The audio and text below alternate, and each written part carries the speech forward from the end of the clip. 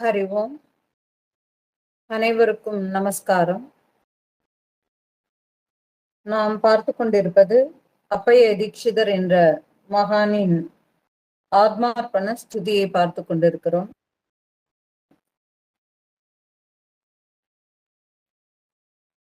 தான் அந்த ஞானத்தில் திடமாக இருக்கிறேனா என்பதை தனக்கு தானே சோதித்து கொண்டு பைத்தியத்தை வரவைத்து கொண்டு அந்த பைத்தியம் தன்னை மறந்த அந்த நிலையிலும் ஈஸ்வர சிந்தனையோடவேயே அவர் இருக்கிறார் என்பதை அவர் டெஸ்ட் பண்றாரு. அவரவையே டெஸ்ட் பண்ணிக்கிறாரு. ஆனா அவரவையே டெஸ்ட் பண்ணிக்கிறதுக்காக வேண்டி உளறின இந்த விஷயங்கள் எல்லாம் நமக்கு ஒரு வாழ்வியல் போதனைகள். சம்சார துக்கத்திலிருந்து நம்மை விடுவிப்பதற்கான விஷயங்களாக பார்க்கிறோம்.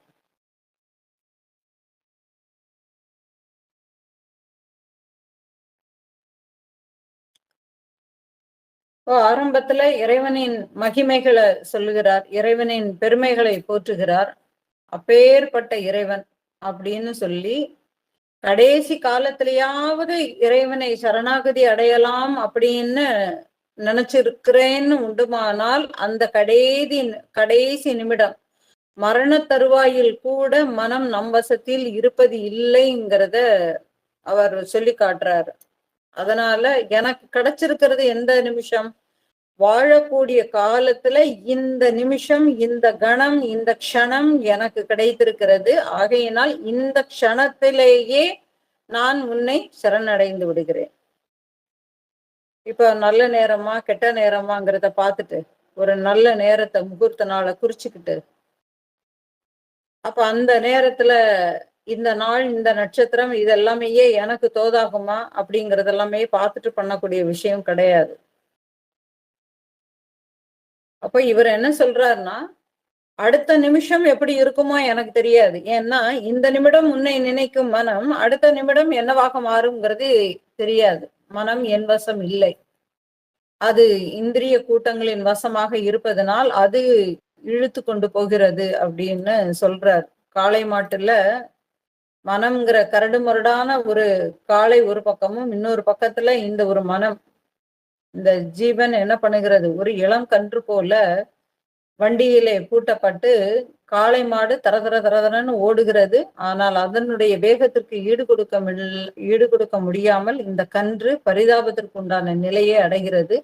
அந்த நிலையில் நான் இருக்கின்றேன், ஆகையினால் உன்னை சரணாகதி பண்ணுவதை தவிர வேறு வழியே இல்லை. அந்த சரணாகதியும் என் வசம் இல்லை. ஏன்னா மனம் இப்ப இருக்கிற மாதிரி அடுத்த நிமிஷம் இருக்கிறது இல்லை என்பதை நான் புரிந்து கொண்டதினால் நான் கிடைத்த இந்த ஒரு பொழுதிலேயே நான் உன்னை சரணடைகிறேன்.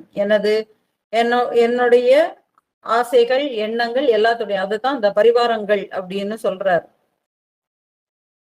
எல்லாத்தையுமே சேர்த்து சரணாகதி பண்றாருன்னா, ஆசைகள் எந்த விதத்திலையும் எப்படி வேணும்னாலும் இழுத்து கொண்டு போய் என்ன வேணும்னாலும் பண்ணும். அது மாயா, என்ன வேணும்னாலும் பண்ணும்.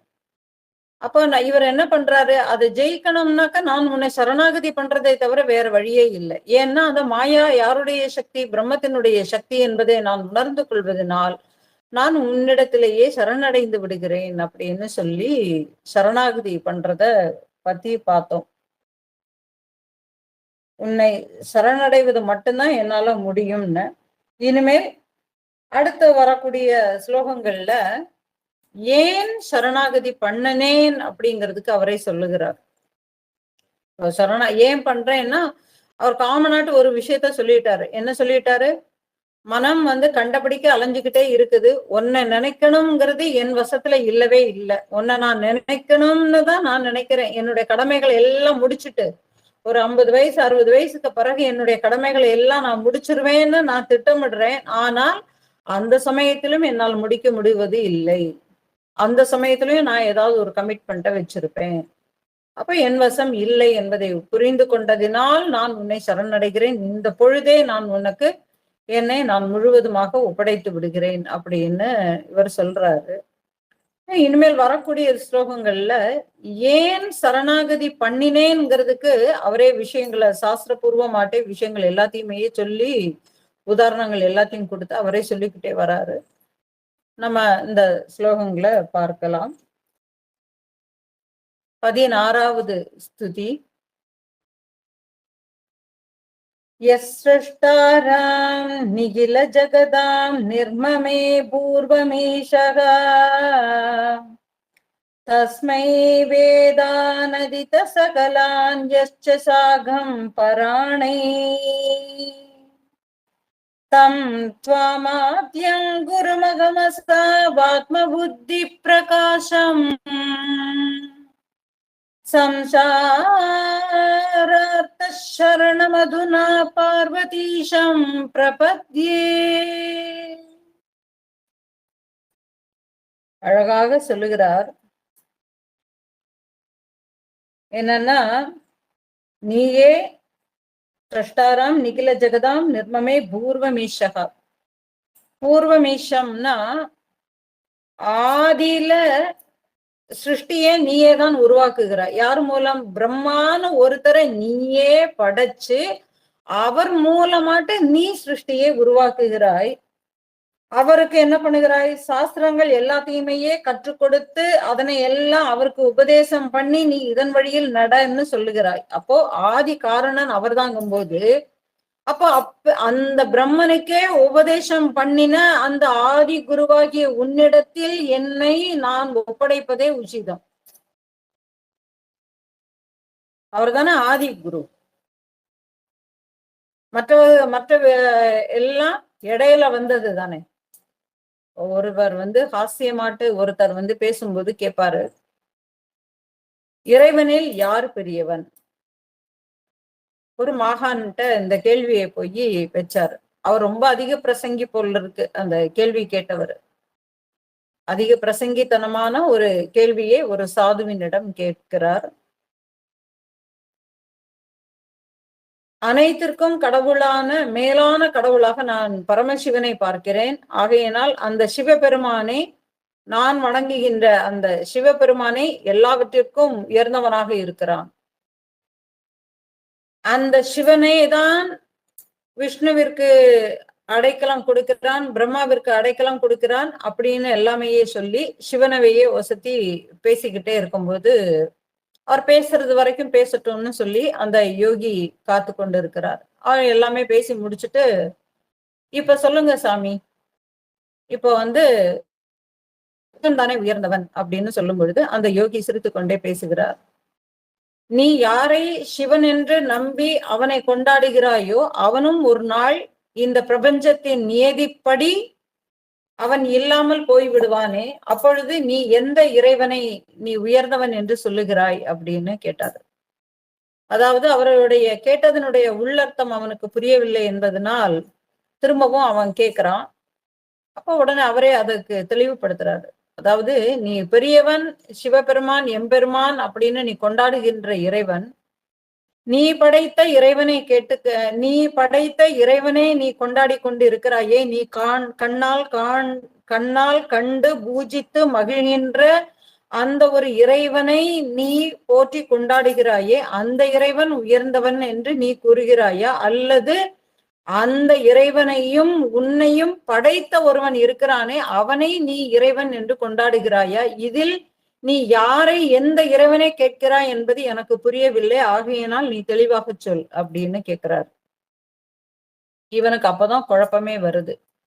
அப்படி ஒண்ணு இருக்கோன்னு சொல்லிட்டு அவன் அப்பதான் யோசிக்கவே ஆரம்பிச்சு தன்னுடைய முட்டாள்தனத்தை நினைத்து வருந்தி அந்த யோகியினிடம் சரணடைந்து உபதேசம் பெறுகிறான். இப்போ என்னதுன்னா, இப்ப இவர் இதைத்தான் சொல்றாரு. என்னன்னா, அனைத்து படைப்புகளுக்குமேயே ஆதி காரணனாக யார் இருக்கிறாரோ அவனை சரணடைவதுதான் உசிதம். அவனை தான் குருவாக வருகிறான். ஏன்னா இப்போ எப்படி சொல்றதுன்னா, எனக்கு ஒரு குரு வேணும்னு சொல்லும் பொழுது உலகில் பலவிதமான குருமார்களை நாம பார்க்கிறோம். பலவிதமான தோற்றங்களோடு வருகிறார்கள். என்னை ஏமாத்திட்டாங்கன்னு நிறைய பேர் சொல்றோம், இவர் பணத்தை பிடுங்குறாருன்னு சொல்றோம், எல்லாம் நம்ம பலவாறாக சொல்லுகிறோம். ஆனால் இங்கே நாம ஒண்ணு கவனிச்சுக்கணும். ஏன்னா நம்மை படைத்த இறைவனே தான் இங்க சாஸ்திரமும் அததான் சொல்லுது. இப்ப இவரும் இதத்தான் சொல்றாரு. இதை எப்படி புரிஞ்சுக்கணும்னா, இங்கே படைப்பு என்பது என்னுடைய மனம் நினைப்பதினால் இந்த பிரபஞ்சம் வருகிறது என்ன சாஸ்திரம் சொல்றது. இதுதான் அத்வைதம். இப்ப இங்க இருப்பது நான் மட்டுமே தான். இங்கே நான் இருப்பதினால் இந்த உலகம் எனக்கு தெரிகிறது. எனக்கு இந்த உலகம் அறியப்படுகிறது. நான் இருப்பதினால் சூரியன் இருக்கிறது என்பது எனக்கு அறியப்படுகிறது, சந்திரன் இருக்கிறது என்பது அறியப்படுகிறது, உற்றார் பெற்றார் சுற்றாருங்கிறது எல்லாமே இந்த நான் இருக்கிறேன் என்கிற இந்த ஒரு தன்னுணர்வின் மீது தான் அனைத்துமேயே இருக்கு. அப்படி இருக்கும் பொழுது என்னை யார் என்னுடைய விஷயங்களை, என்னுடைய மனதின் போக்கை, என்னுடைய எண்ணத்தின் வகைகளை அறிந்து கொண்டு அதன் வழியில் என்னை வழிநடத்த ஒருவன் வருகிறான், அவனே தான் குரு. அப்ப நான் நல்ல விஷயமோடு நான் நினைச்சேன்னா எனக்கு நல்ல விஷயமாட்டே ஒருத்தர் எனக்கு கைட் பண்ணி நல்ல விஷயத்துக்கு கொண்டுட்டு போவாரு. அப்ப என்னுடைய மனதிலே எந்த மாதிரியான ஆசா பாசங்கள் எல்லாம் நான் வச்சிட்டு இருக்கிறேனோ அதுக்கு தகுந்த மாதிரியான குருமார்கள் என்னை அடைகிறார்கள். அப்போ எப்பொழுது என்னுடைய மனம் தூய்மையை அடைந்து அந்த மனம் அந்த உயர்ந்த பரிபக்குவ நிலைக்கு பயணிக்க தொடர்கிறதோ அந்த நிலைக்கு போகும்பொழுது உண்மையான சத்குருவாக அதுவே விடுகிறது. ஏன்னா இனிமேல் இவன் கிட்டக்க மற்ற வேலைகள் ஆகாது. அப்போ இவனுடைய மனம் சரியான பக்குவ நிலைக்கு விட்டது. ஆகையினால் இவனுக்கு தேடக்கூடிய சத்குருவாக நானே வருகிறேன்னு அவனுடைய உள்ள வேட்கையை அறிந்தவாறு, அவனுடைய உள்ள வேட்கையை புரிந்து கொண்டு அவனுடைய வேட்கையை தணிக்கும் பொருட்டு அந்த மனமே, அந்த ஈஸ்வரனே சத்குருவாக ஒரு தோற்றம் கொண்டு அவன் முன் உலாவிக் கொண்டு இருக்கிறான். இதுதான் விஷயம். அப்ப இவர் சொல்றாரு, அப்ப யாரு படைத்தார்களோ அப்பேற்பட்ட அந்த ஆதி குருவான பரமாத்மனை என்னுடைய சம்சார துக்கங்கள் நீங்குவதற்காக வேண்டி நான் சரணாகதி பண்ணுகிறேன். இப்ப ஏன் பண்றாருங்கிறது இப்ப புரிஞ்சுதா? அந்த பரமாத்மனை சம்சார துக்கங்கள் நீக்க வேண்டும் என்பதற்காக வேண்டி நான் சரணாகதி பண்ணுகிறேன். இப்ப இதுல இன்னொரு ஒரு விஷயம் இருக்கு. இப்ப இவர் என்ன சொல்றாரு? ஜெகத் சிருஷ்டிக்கு கர்த்தா பிரம்மன். முதல்ல அவரை படைத்து அவருக்கு வேதங்களை எல்லாம் உபதேசித்த அந்த ஆதி குருவை மனதில் நிறுத்தி என்னுடைய தாபங்களை எல்லாம் விளக்க வேண்டும் என அவரிடம் சரணாகதி அடைகிறேன்னு சொல்றாரு. அப்போ இதுல அவர் பிரம்மன்னு குறிப்பிடுறது யார? அந்த ஈஸ்வர மனம். அதுதானே வெளிப்படுகிறது. அப்போ வெளிப்பட்ட அந்த ஈஸ்வர மனம், அதற்கு குரு யாரு? அந்த ஈஸ்வரனும் யாருனுடைய இயக்கத்துக்கு உட்பட்டு இருக்கிறான்? அறிவினுடைய இயக்கத்திற்கு உட்பட்டு தான் இருக்கிறான், பிரம்மமாகவேயே இருக்கிறான். அப்போ அவனுக்கு யாருனுடைய அசைவு? பிரம்மத்தினுடைய அறிவு. அப்ப இங்கே அந்த ஆதி குருவை மனதில் நிறுத்தி அப்படிங்கிறது எது? என்னுடைய அறிவை, என்னுடைய தன்னுணர்வை.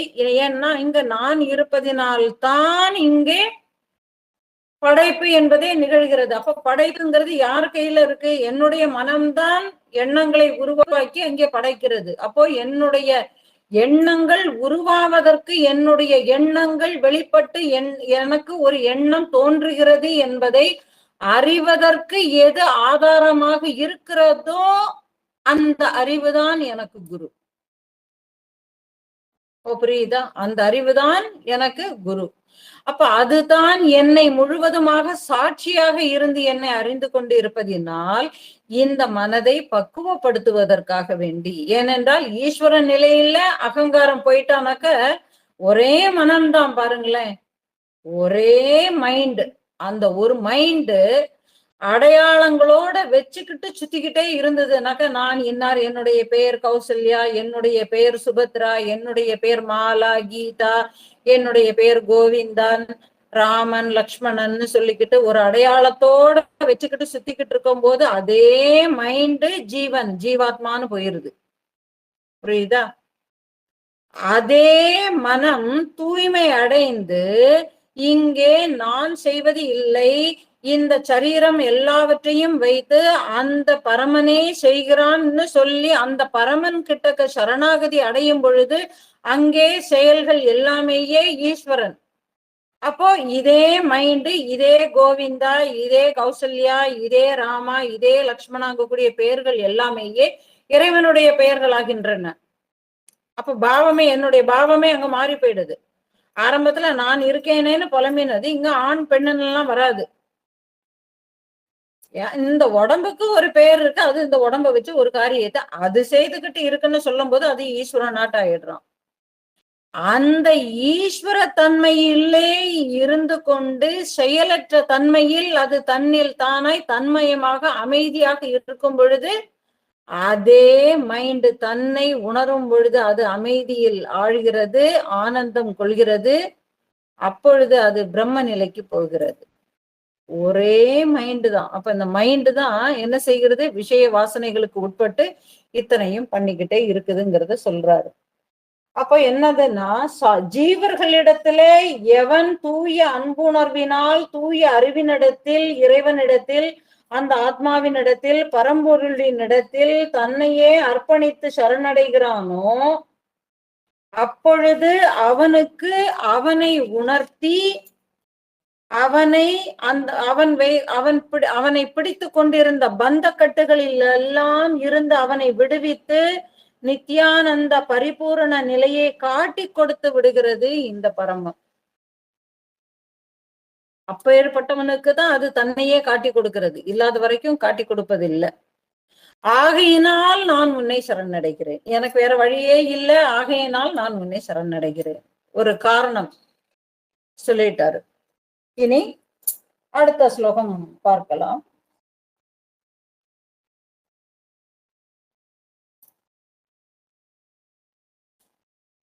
ब्रह्मादीन् यस्मरहरपशून् मोहपाशेन बद्ध्वा सर्वानेकश्चिदधिकारयित्वात्मकृत्यम् यश्चैतेषु स्वपदचरणान् विद्यया मोषयित्वा शान्त्रानन्दं गमयति परं धाम तं त्वां प्रपद्ये। सर्वाने कश्चित्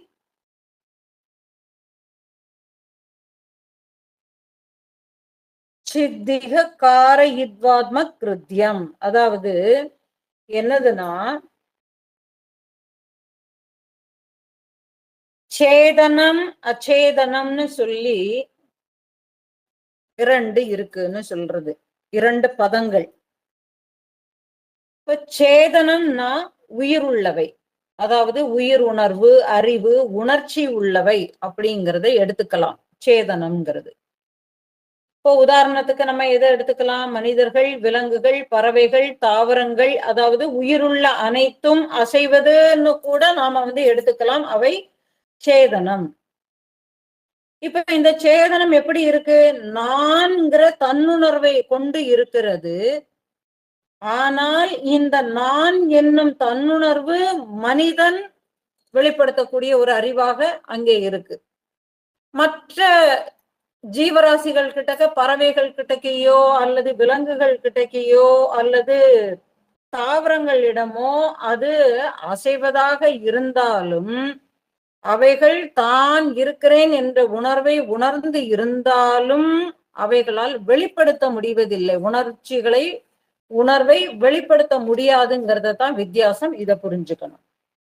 அப்ப அச்சேதனம்னா உணர்வு இல்லாத நிலையில இருக்க ஒரு அறிவு, உணர்வற்ற நிலையில இருக்கக்கூடிய அறிவு. அப்படின்னா என்னது, அதாவது உணர்ச்சிகள் இல்லாத ஜட பொருள்கள். இப்ப கல்லு, மண்ணு, இந்த பஞ்சபூதங்களை எடுத்துக்கலாம். தங்கம், வெள்ளி போன்ற எல்லா ஜட பொருள்களுமே அச்சேதனம், அசையவே அசையாது. அப்ப அது அசையணும்னா அதுக்கு ஏதோ ஒண்ணு தேவை. அப்போ என்னதுன்னா, இவற்றிற்கு தான் இருப்பது பற்றிய தன்னுணர்வே கிடையாது. ஆனால் இவைகள் பிரபஞ்ச சக்தியால் ஆனவை, பிரபஞ்ச சக்தியினால் ஆனவை. அப்போ மண்ணுன்னு நம்ம எடுத்துக்கிட்டோம்னா அது ஜடம்தான். ஆனாலும் அதற்கு பிரபஞ்ச சக்தி காரணம், பிரபஞ்ச சக்தியினால் ஆனது. அப்ப இது எல்லாமே ஜடம். இப்போ இந்த சேதன அச்சேதன பதார்த்தங்கள் எல்லாவற்றிற்கும் அந்தராத்மாவாக பரமாத்மா தான் உறைந்திருக்கிறது என்பதுல சந்தேகம் வந்துடவே கூடாது. அப்போ உடலுக்குள் இருந்து அதனை இயக்குகின்ற உணர்வு நிலை சேதனம் வச்சுக்கலாமா? அப்போ பஞ்சபூதங்கள், மனம், புத்தி, அகங்காரம் இவைகள் தானாக இயங்குவதில்லை, ஆகையால் இவை ஜடம். இப்போ நமக்குள்ள இருக்கிற சேதனம் அச்சேதனம் என்னன்னு புரிஞ்சுதா? இதுல இன்னொன்னு பாத்தீங்கன்னா, இந்த உடல் அழிந்து விடும், ஆனால் இந்த உடலை இயக்கக்கூடிய உணர்வு நிலையாகிய ஆத்மா அழிவதில்லை. அப்போ உடல், மனம், புத்தி, பஞ்சபூதங்கள் இவையெல்லாம் ஆத்மாவின் துணையின்றி இயங்குவது இல்லை.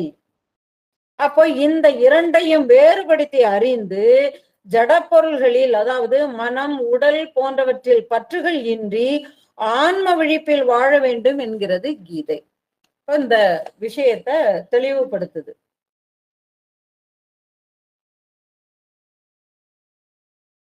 அப்போ இதுல என்ன சொல்றாருன்னா, இப்படிப்பட்ட அந்த சேதன அச்சேதனமயமான இந்த பிரபஞ்சத்திற்கே நாயகன் நீராக இருக்கிறீர்.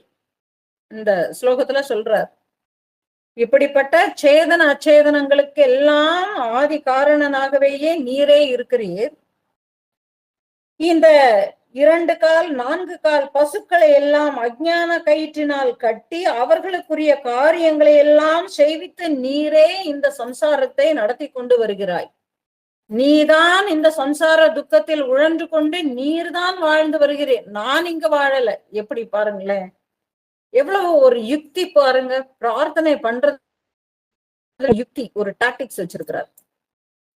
நான் இந்த சுப்பிரமணியம் எனக்கு கவலையாக இருக்கிறது, ஐயா இந்த சுப்பிரமணியத்தினுடைய கவலையை போக்கிவிடும் அவர் சொல்லல. என்ன சொல்றாரு, இந்த சம்சாரம் என்கிற இந்த பிறப்பு இறப்புங்கக்கூடிய பிறவி சுழல்ல நீயேதான் கட்டுண்டு வாழ்கிறாய். அப்ப நீயேதான் இந்த வாழ்க்கையை வாழ்ந்து கொண்டு இந்த வாழ்க்கைகளை எல்லாம் வாழ்க்கை சக்கரத்தை நீ நடத்தி கொண்டு இருக்கிறாய். பிறப்பு இறப்புங்கக்கூடிய பிறவி சுழலை யார் நடத்தி கொண்டு இருக்கிறார்கள்? நீயேதான் நடத்தி கொண்டு இருக்கிறாய். ஏனென்றால் இங்கே நீதான் வாழ்க்கையை வாழ்ந்து கொண்டு இருக்கிறாய்ன்னு சொல்றாரு. அதுக்கு எப்படி சொல்றாருன்னா, 2 கால் 4 கால் பசுக்களை அஞ்ஞான கயிற்றால் கட்டி. ஏன்னா நீ நினைச்சா எல்லாத்துலயும் விடுபடுத்தி விட்டுறலாம், ஆனா நீ விடுபடுத்த விடலையே.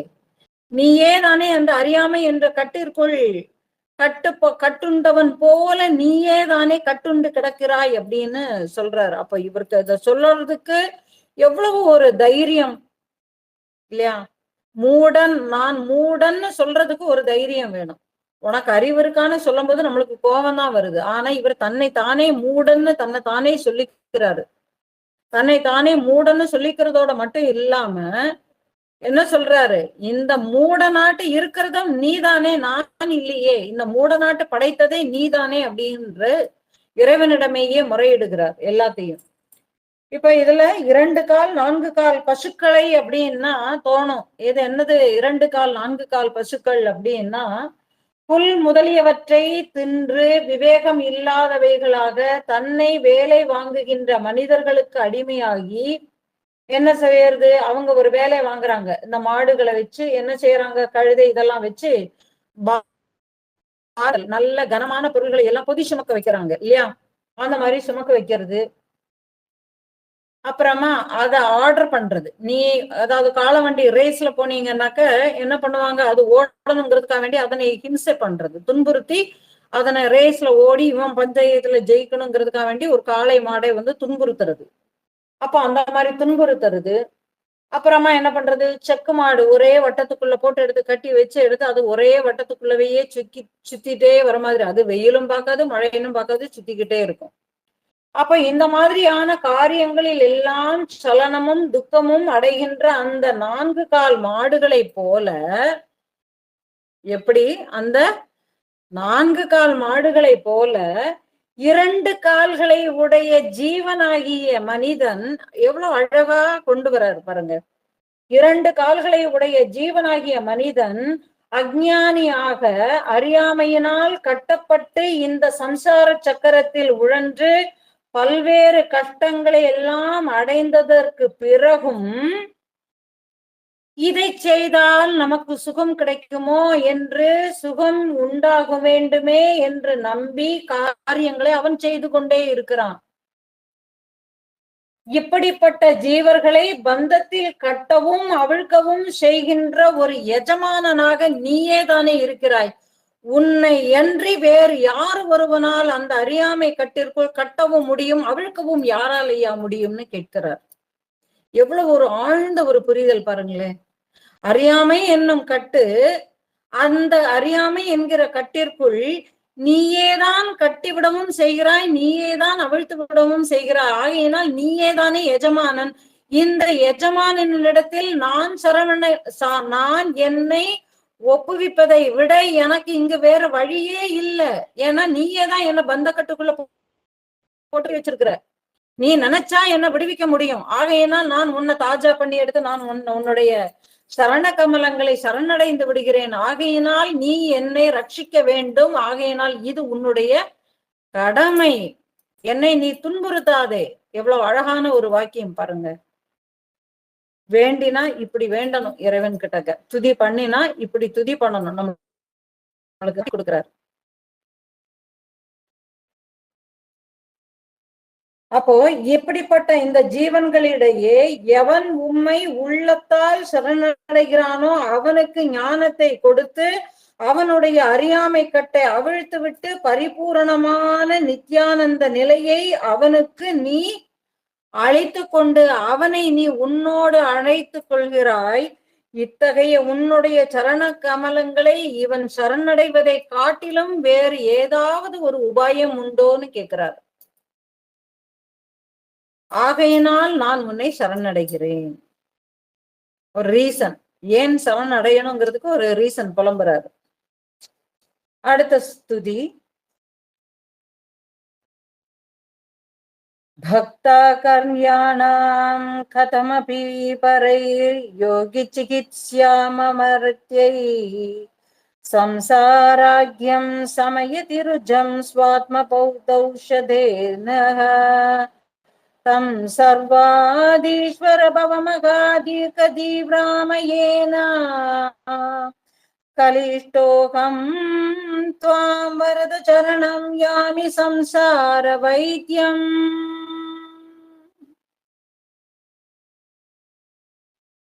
இதுவும் ஒரு அற்புதமான ஒரு ஸ்துதி. அதாவது இந்த சம்சாரம்ங்கிறது, இந்த பிறவி என்பது ஒரு பிணி அப்படின்னு சொல்றாரு. பிறவி என்பது ஒரு பிணி அப்படின்னு சொல்றாரு. பிணி அப்படின்னா நோயின்னு அர்த்தம். அப்ப என்னதுன்னா வியாதி நோயின்னு ஒண்ணு இருக்கு, பிணின்னு ஒண்ணு இருக்கு. ரெண்டுமே நோய்கள் தான். நோயை குறிக்கக்கூடிய ஒரு பதம் என்னது? வியாதி அல்லது நோய் அல்லது பிணி. இதுல என்ன டிஃபரெண்ட் அப்படின்னா, இந்த வியாதி அல்லது நோய் என்பது மருந்தை உட்கொண்டு விடும் பொழுது அந்த நோய் அல்லது அந்த வியாதி குணமாகி விடுகிறது. ஆனால் பிணி அப்படிங்கக்கூடிய ஒரு நோய் எனக்கிட்ட இருக்கு. அந்த பிணி என்பது என்னதுன்னா, இது மருந்து சாப்பிட்டா அப்போது தீரும், ஆனால் திரும்ப குறித்த காலத்தில் உடனே திரும்ப வந்துவிடும். இதற்கு பெயர் தான் என்னது? பிணி. ரெண்டுமே நோயை குறிக்கக்கூடிய ஒரு பதங்கள் தான். பிணி என்றாலும் நோய் தான், வியாதி என்றாலும் நோய் தான். ரெண்டுக்கும் ஒரே மீனிங் தான். ஆனால் வியாதின்னு சொல்லும் பொழுது அதற்கு ஒரு மருந்து கொடுக்கும் பொழுது அந்த மருந்தை உட்கொள்ள அந்த வியாதி அந்த உடலை விட்டு நீங்கி விடுகிறது. ஆனால் பிணி என்பது அந்த சமயத்துல நீங்க மருந்து கொடுத்த அந்த சமயத்துல அது கேட்கும், சரியாயிடும். ஒரு குறிப்பிட்ட காலத்துக்கு அப்புறமா திரும்பவும் வந்து அது அதனுடைய உபாதைகளை செய்ய ஆரம்பிக்கும். அதற்கு பெயர் பிணி. எப்படி பிணி வந்து ரெண்டு விதமா இருக்கு. ஒண்ணு பசிப்பிணி, இன்னொன்று பிறவி பிணி. பசிப்பிணி அப்படிங்கறது பசியை வந்து பிணியோடு தான் ஒப்பிட்டார்கள். பசி என்னும் நோய், நோய்க்கு மருந்துதான் உணவு. ஆனால் நாம என்ன பண்ணுகிறோம் இன்னைக்கு? மாத்திரைகளை உணவாக உட்கொண்டு விடுகிறோம். உணவை மருந்தாக நாம மாத்திக்கிறோம். மருந்து மாத்திரைகள்லாம் இருக்கு இல்லையா, அதுதான் நம்மளுக்கு இப்போ முழு நேர உணவாக ஆகிவிட்டது இல்லையா. இப்போ காலம் அந்த மாதிரி மாறிவிட்டது. அப்போ பசி பிணின்னு வைக்கும் போது என்னதுன்னா, அந்த பசி என்னும் உணர்வு எழும் பொழுதே அதற்கு நாம சரியான வேளையில அந்த பசியினுடைய உணர்வை நாம போக்கிக் கொள்ளவில்லை என்றால் அது சில உபாதைகளை செய்து விடுகிறது. அந்த உபாதையின் விளைவுகள் மோசமானதாக ஆகிவிடுகிறது. ஒண்ணு. சரி, நான் உடனே அந்த பசிக்குண்டான மருந்தை நான் உடனே அந்த உணவை நான் சரி செய்து விடுகிறேன்னா, காலம்புரை 7 மணிக்கு 8 மணிக்கு நான் டிஃபன் பண்ணிட்டேன்னு உண்டும். ஆனா மத்தியானம் 12:30 1 மணிக்கு அது வயிற்றுல மணி அடிக்குது. திரும்பவும் எனக்கு பசி என்னும் உணர்வு எனக்கு வந்து விடுகிறது. தாகம் என்கிறது இருக்கு. அந்த தாகம் என்பதுக்கு நான் தண்ணீரை குடிக்கிறேன். கொஞ்ச நேரம் கழிச்சு குறிப்பிட்ட நேரத்திற்கு பிறகு திரும்பவும் எனக்கு தாகம் எடுக்கிறது. அந்த தாகத்தை அமிழ்த்துவதற்காக வேண்டி தண்ணீரை குடிக்கிறேன். அப்ப இதெல்லாமே எதனோட ஒப்பிடுகிறார்கள்? பசி பிணி திரும்பவும் வருகிறது. அதோட சேர்ந்து பிறவியையும் இவர்கள் என்ன சொல்கிறார்கள்? பிணியோடு ஒப்பிடுகிறார்கள். பிறவி பிணி. ஏன் பிறவியை பிணியோடு ஒப்பிடுகிறார்கள்னா, அஞ்ஞானத்தினால மரணம் அடைகின்ற அந்த ஜீவன், அந்த மனமானது என்ன பண்ணுகிறது? திரும்பவும் தன்னுடைய அஞ்ஞானத்தை போக்கிக் கொள்வதற்காக வேண்டி இன்னொரு உடலை எடுத்து அது உலவி கொண்டிருக்கிறது. அப்போ அது எப்ப போகும் எப்ப வருங்கிறது நிச்சயமே இல்லை. ஆகையினாலே இதனை பிறவி என்பதை ஒரு நோயோடு இந்த ஸ்துதி வந்து ஒப்பிட்டு பேசுகிறது. அப்ப இவர் என்ன சொல்லுகிறார்னா, இந்த பிறவி சக்கரம் என்பது பல பிறவிகளாக தொடர்கின்ற ஒரு மிகப்பெரிய ஒரு பிணியாக எனக்குள் இருக்கிறது. இந்த வியாதிக்கு வைத்தியம் என்பது சாதாரண வைத்தியர்களால் முடியவே முடியாது. நான் இதுக்கு இந்த பிறவி பசிப்பிணியை போக்கிக் கொள்வதற்கு என்னால ஏதாவது சாப்பிட்டு நான் என்னுடைய பசிப்பிணியை போக்கிக் கொள்ள முடியும். அல்லது தற்சமயத்திற்கு தண்ணீரை உட்கொண்டு அல்லது எதையாவது உட்கொண்டு இந்த பசி என்னும் பிணியை நான் போக்கிக் கொள்வதற்கு எதையாவது பிரயத்தனம் செய்யலாம் என்றால், இந்த பிறவி என்னும் பிணியை நான் போக்கிக் கொள்வதற்கு இதற்கு மருந்து செய்கின்ற வைத்தியன் என்பவன் இவ்வுலகத்தில் எங்குமே காணப்படவில்லை. ஆகையினால் இது சாதாரண வைத்தியர்களால் குணப்படுத்த முடியாது அப்படின்னு இவரே சொல்லிக்கிறார். அப்படி என்றால் இந்த பிறப்பு இறப்பு என்கிற இந்த சம்சார பிணிக்கு வைத்தியன் நீ ஒருவனேதான். இறைவா, நீ ஒருவனேதான் ஆவாய்.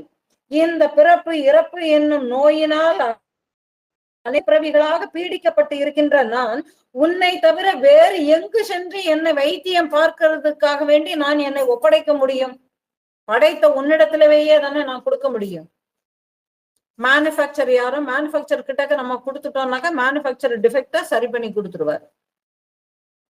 எந்த காரணத்துக்காக வேண்டி இப்போ ஒரு மோட்டார் சைக்கிள் தயார் பண்ணி கொடுக்குறாங்க, அதுல சில ஃபால்ட்டுகள் ஆரம்பத்திலேயே வைத்து கொடுக்கப்பட்டது. இவங்க வந்து நம்ம என்ன பண்றோம், சர்வீஸ் பண்ணி பாக்குறோம், இது வந்து சரியே ஆகவே இல்லை. அப்போ கம்பெனியிலவே வாங்கின இடத்துலவே நாம வந்து கொடுத்துடுறோம். அப்போ அவங்க என்ன பண்ணிடுறாங்க, இங்க இருக்கக்கூடியவங்களை இதை சர்வீஸ் பண்ணினா சரியாகாது, இது மேனுஃபேக்சரிங்ல இருக்கக்கூடிய ஃபால்ட் தானே நினைக்கிறேன், இதை நம்ம எங்க செஞ்சோமோ செஞ்ச இடத்துக்கே நம்ம அனுப்பிடுறோம்னு சொல்லிட்டு அவங்க டேமேஜ் பீஸ்னா ஏதாவது ஒண்ணு போட்டு எடுத்து அங்க அனுப்பிடுறாங்க. அப்ப அவங்க என்ன பண்றாங்க, இதை பாட்டாட்டு கழட்டி எந்த இடத்துல பிரச்சனை இருக்குங்கிறத பார்த்து சரி பண்ணி அவங்க வச்சுக்கிறாங்க, தயார் பண்ணிக்கிறாங்க. அப்போ மேனுஃபேக்சரிங் டிஃபெக்டை யார்தான் சரி பண்ண முடியும்? அதை யார் தயாரித்தார்களோ அவர்கள் தான் சரி பண்ண முடியுமே தவிர வேற சரி பண்ண முடியாது இல்லையா? அப்போ இவர் என்ன சொல்றாருன்னா, இந்த பிறவிக்கு காரணமாக இருக்கின்ற இந்த மனம் போன ஜென்மத்துல ஏதாவது விட்டு போன ஆசைகளுக்காக இந்த ஒரு பிறவி வந்ததுன்னா, போன இந்த ஆசையை விட்டு போச்சுதுங்கிறது என்னால எப்படி கண்டுபிடிக்க முடியும்? இப்ப நான் பிறந்து வரும்போதே பல எண்ணங்களோடவே பிறந்து வளர்ந்துட்டேன் இல்லையா? வளரும் பொழுதே புதுசாட்டு ஆசைகளோட நான் வளர்ந்து கொண்டே இருக்கிறேன். அது ஆடாயிக்கிட்டே தான் இருக்கே தவிர என்ன ஆசைக்காக வேண்டி நான் இங்க வந்தேன் என்பதே எனக்கு மறந்தே விடுச்சு, தெரியறதே இல்ல. மறந்து போயிட்டேன், எனக்கு தெரியறதே இல்ல. புரிஞ்சுதா? எனக்கு தெரியவே இல்லை. அப்போ நான் எந்த மனது எந்த ஆசைகளோட பிறந்தது என்ன ஏதுங்கிறது எல்லாமே யார்தான் அறிய முடியும்?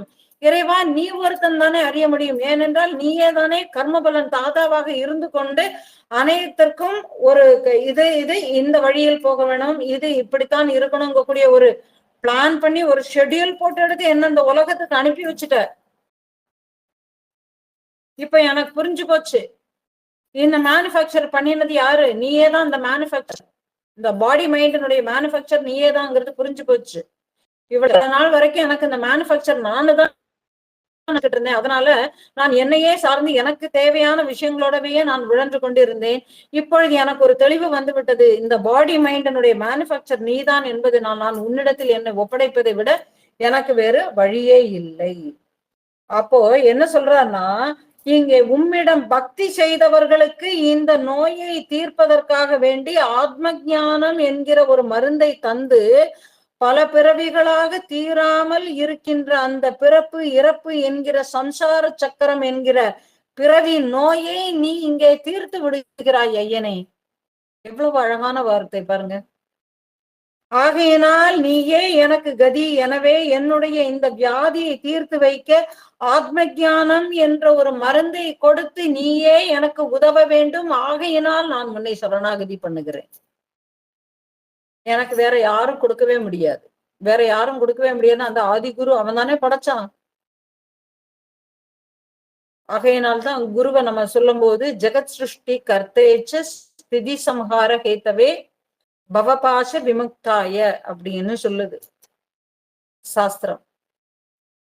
ஜெகத் உற்பத்தி கர்த்தேச், இந்த ஜெகத் சிருஷ்டிக்கெல்லாம் காரணமாக நீரே இருக்கிறீர்ங்கிறது குருவுக்கு ஏன் பொருந்தும்னா, இப்படி குருவை பார்க்க தெரிஞ்சால் அவர் ஜெகத் சிருஷ்டிக்கு காரணம் என்பது புரியும். நாம குருவை சத்குருவை ஒரு சாதாரண மானிடனாகவும் அவனுக்கும் என்ன மாதிரியான ஆசா பாசங்கள் எல்லாம் இருக்கின்ற ஒரு சாதாரண மானிடன் தானே, இவனுக்கு என்னது தெரிந்து விடும்னு சொல்லிட்டு நாம நினைக்கிறது, குரு சொல்ற வார்த்தைகள் எதுவும் நமக்கு ஏறாது. அந்த சத்குரு நினைச்சா என்ன வேணும்னாலும் பண்ண முடியுங்கிற கூடிய ஒரு நமக்குள்ள அந்த சத்குருவின் மீது வைத்திருக்கக்கூடிய நம்பிக்கையும் ஈடுபாடும் அன்பும் பக்தி உணர்வும் மேலோங்கும் பொழுது இந்த சாகசங்கள் எல்லாம் தானாகவே நிகழ்வதை நாம் ஒவ்வொருவரும் அறிந்து கொள்ள முடியும், ஒவ்வொருவரும் அறிந்து கொள்ள முடியும். அப்ப என்னதுன்னா, அப்பேற்பட்ட சத்குரு யாருதான்? அந்த ஈஸ்வரனே தான், அந்த பிரம்மமே தான் அந்த ஒரு சத்குருவாக வந்து அவதாரம் எடுத்து ஒரு மனித ரூபத்தில் அவதாரம் எடுத்து கொண்டு வந்து நமக்கு இதை எல்லாம் உணர்த்தி கொண்டு இருக்கிறது. எவ்வளவு அழகாட்டு சொல்லிட்டு வர்றார் பாருங்க, அந்த நடை எவ்வளவு அழகாட்டு இருக்கு. ஆகையினால் எனக்கு நீயே கதி, எனவே என்னுடைய இந்த வியாதியை தீர்த்து வைப்பதற்கு ஆத்ம ஞானம் என்கிற மருந்தை நீர் எனக்கு தந்து உதவ வேண்டும் ஐயனே. ஆகையினால் நான் உன்னை சரணாகதி பண்ணுகிறேன். இப்படி சரணாகதி அர்ஜுனன் பண்ணினதுனால தான் அவனுக்கு அங்க பகவத்கீதை உபதேசம் அவன் சார்பில் உலகத்துக்கே கிடைச்சது. அவனை வச்சு உலகத்துக்கே கிடைச்சது, இல்ல எனக்கு கிடைச்சிருக்காது.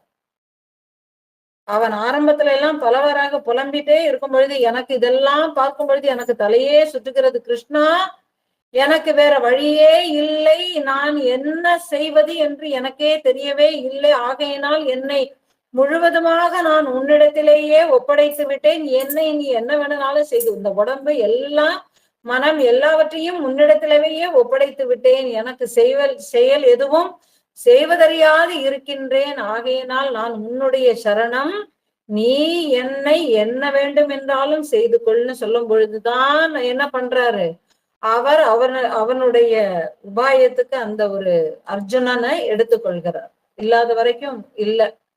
அப்ப என்ன பண்ணுகிறார், உடனே அவனை எடுத்துக்கிறதுக்கு அவன் தர முடியாது. அப்ப அதனால என்ன பண்ணுகிறார்னா, அவனுக்கு போதனைகள் அங்கே நடக்கிறது, ஆத்ம ஞான விஷயங்கள் அங்கே அவனுக்கு கொடுக்கப்படுகிறது. அதுதான் அந்த குரு சிஷ்ய பாவனைகள் அப்பதான் ஆரம்பிக்கிறது. எப்போ மாணவன் குரு கிட்டக்க எனக்கு கதியே இல்லைன்னு சரணாகதி பண்ணும் பொழுதுதான் உண்மையான குரு உபதேசம் அங்கே நடக்கிறது. ஓரொருத்தருக்கும்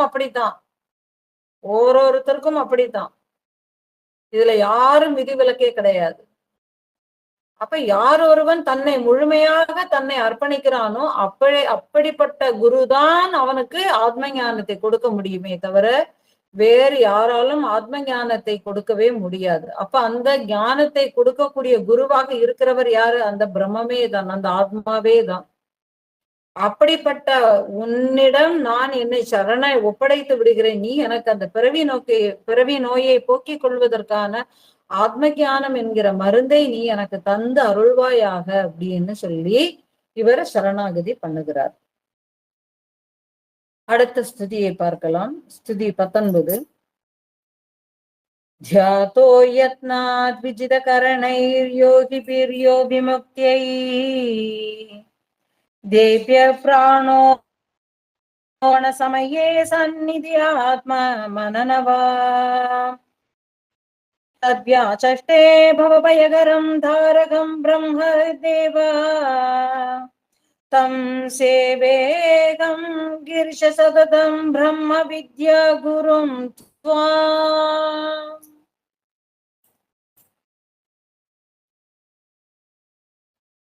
இவர் என்ன சொல்லுகிறார்னா,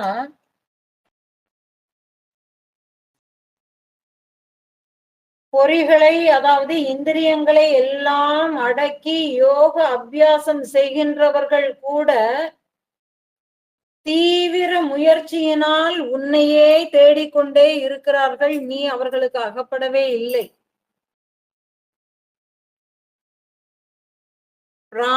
பிராணாயாமம், வாசியோகம், இப்படியாக பல்வேறு முறைகள்ல யோக அபியாசங்கள் பண்ணி இந்த சுவாசத்தை கவனிக்கிறேன் என்று சொல்லி பலவிதமாக பலதையும் பண்ணி அவர்கள் என்ன செய்கிறார்கள்? உன்னையே தான் தேடிக்கொண்டு இருக்கிறார்கள். நீ ஆனால் அவர்கள் கைக்கு அகப்படுவதில்லை.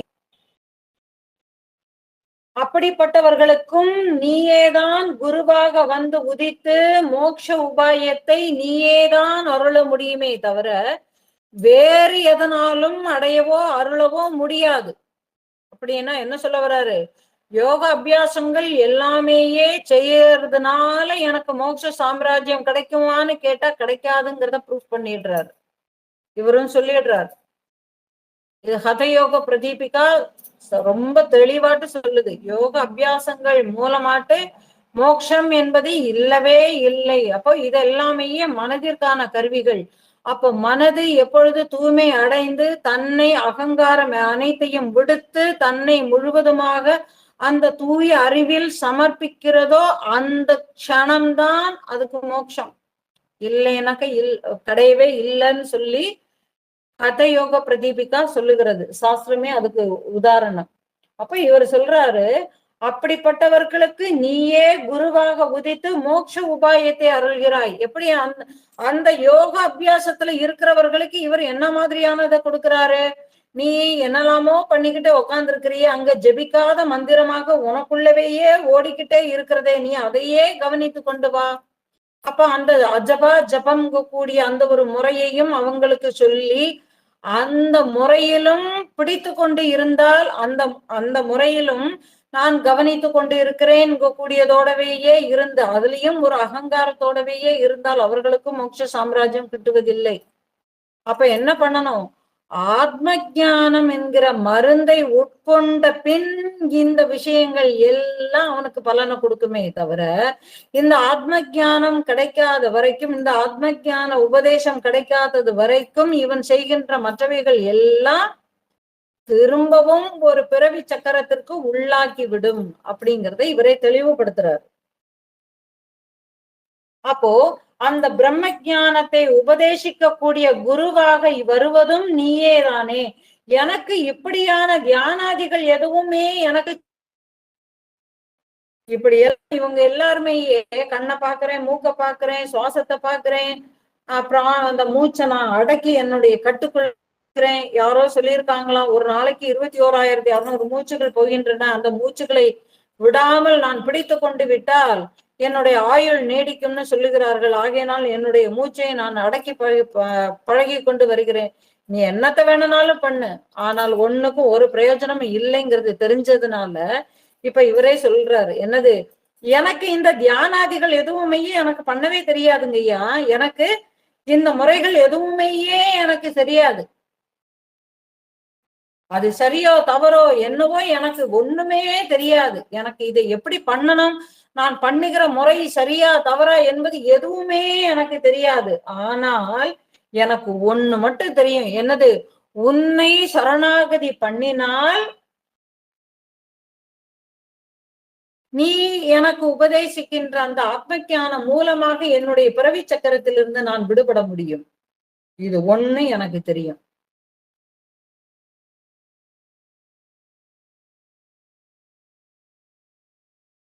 ஆகையினால் நான் உன்னை சரணடைகிறேன்.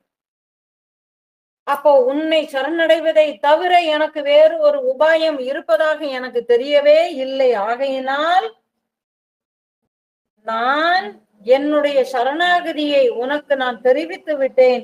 என்னுடைய இந்த சரணாகதியை ஒரு பொருளாக மதித்து என்னை நீங்கள் காப்பாற்ற வேண்டும். என்னை தள்ளி விடாதீர்கள். நீங்கள் என்னை தள்ளினால் நான் எங்கு செல்வேன்?